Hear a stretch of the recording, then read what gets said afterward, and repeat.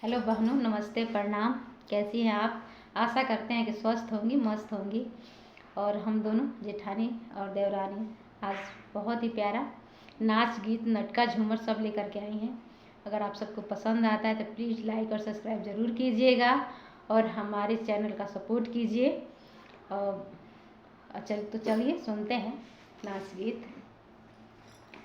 नैहार खेल कूदल भाई सब कारे माए, नैहार खेल कूदल भाई सब कारे माई।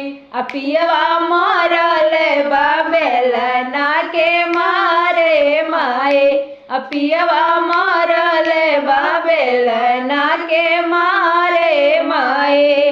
रोटी जब बनावे चलने जर के भाईल करिया, रोटी जब बनावे चलने जर के भाईल करिया।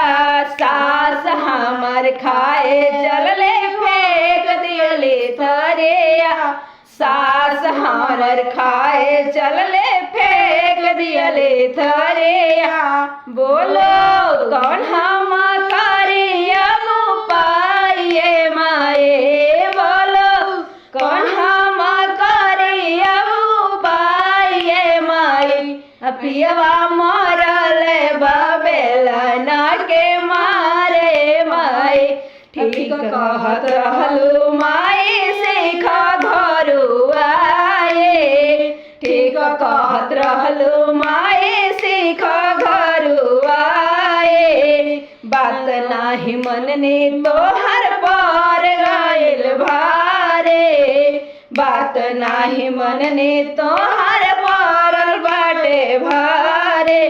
ननदा उठ चमकावत लगबे करे माए, ननदा उठ चमकावत लगबे करे माए। अपियवा मारल बाबेल ना के मारे माए, अपियवा मारल बाबेल ना